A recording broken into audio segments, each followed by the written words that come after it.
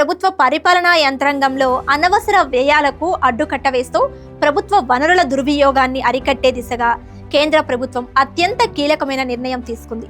ఉన్నతాధికారుల హోదాతో వచ్చే అదనపు అధికారిక వాహనాల వినియోగానికి చెక్ పెడుతూ ఒక్క అధికారికి ఒకటే అధికారిక కారు నిబంధనను కఠినతరం చేస్తూ కేంద్ర ఆర్థిక మంత్రిత్వ శాఖ పరిధిలోని వ్యయాల విభాగం అధికారిక మెమరాండం జారీ చేసింది.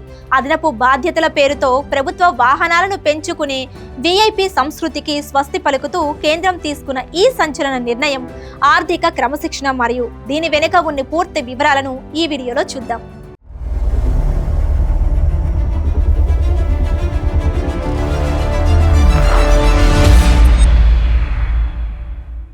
తాజాగా ఒక నివేదిక ప్రకారం ఆర్థిక మంత్రిత్వ శాఖ పరిధిలోని వ్యయ విభాగం ఈ నూతన ఉత్తర్వులను జారీ చేసింది.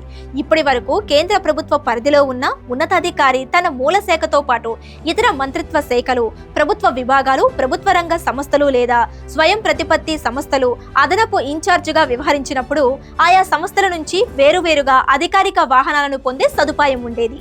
అయితే ఈ పద్ధతి వల్ల ఒక్కో అధికారి వద్ద 2 లేదా 3 ప్రభుత్వ వాహనాలు ఉండటం, దానివల్ల ప్రభుత్వ ఖజానాపై ఇంధనం, నిర్వహణ ఖర్చుల భారం విపరీతంగా పెరగడం జరుగుతుందని ప్రభుత్వం గుర్తించింది. ఈ రకమైన విలాసాలకు స్వస్తి పలికి అదనపు బాధ్యతలు నిర్వహించినప్పటికీ ఐఏఎస్, ఐపీఎస్ సహా ఏ ఉన్నతాధికారికైనా కేవలం ఒకే ఒక్క అధికారిక స్టాఫ్ కారు మాత్రమే అందుబాటులో ఉండేలా కేంద్రం స్పష్టమైన ఆదేశాలిచ్చింది. వ్యయాల విభాగం విడుదల చేసిన కార్యాలయ మెమరాండం ప్రకారం ఇదివరకే అధికారిక స్టాఫ్ కారు సదుపాయం పొందుతున్న అధికారికి వేరే విభాగాలు లేదా ప్రభుత్వ రంగ సంస్థల అదనపు బాధ్యతలు అప్పగించినంత మాత్రాన 2వ వాహనాన్ని మంజూరు చేయకూడదు. సదరు అధికారి విధి నిర్వహణకు మరియు అదనపు బాధ్యతలకు తన వద్ద ఉన్న ఒక అధికారిక వాహనాన్నే వినియోగించుకోవాలి. ఈ విషయంలో ఎలాంటి మినహాయింపులు ఇవ్వరాదని అన్ని కేంద్ర మంత్రిత్వ శాఖలు మరియు విభాగాలకు స్పష్టమైన సూచనలు వెళ్లాయి. అంతేకాకుండా ప్రభుత్వ రంగ సంస్థలు, అటానమస్ బాడీలు లేదా పాక్షిక ప్రభుత్వ సంస్థలకు చెందిన వాహనాలను కేంద్ర ప్రభుత్వ అధికారులు తమ రోజువారీ లేదా వ్యక్తిగత అవసరాలకు వినియోగించడాన్ని నిషేధించారు.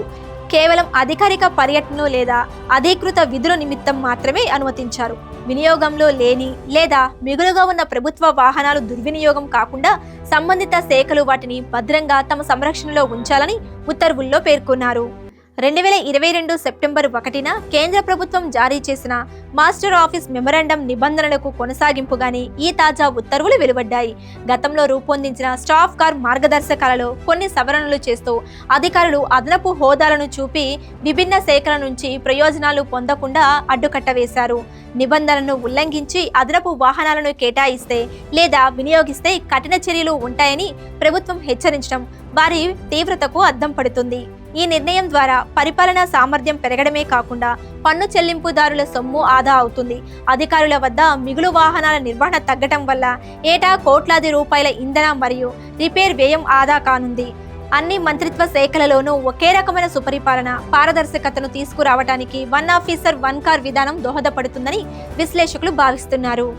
అదనపు హోదాలు ఉన్నప్పటికీ ఉన్నతాధికారులకు ఒక్క అధికారికి ఒక్కటే కారు అనే నిబంధన తెస్తూ కేంద్ర ఆర్థిక శాఖ తీసుకున్న నిర్ణయం ప్రజాధన దుర్వినియోగానికి చెక్ పెట్టడంలో కీలక మైలురాయి. అన్ని రకాల కేంద్ర శాఖలు ఈ నియమాన్ని ఎంత కఠినంగా అమలు చేస్తాయో రాబోయే రోజుల్లో చూడాలి.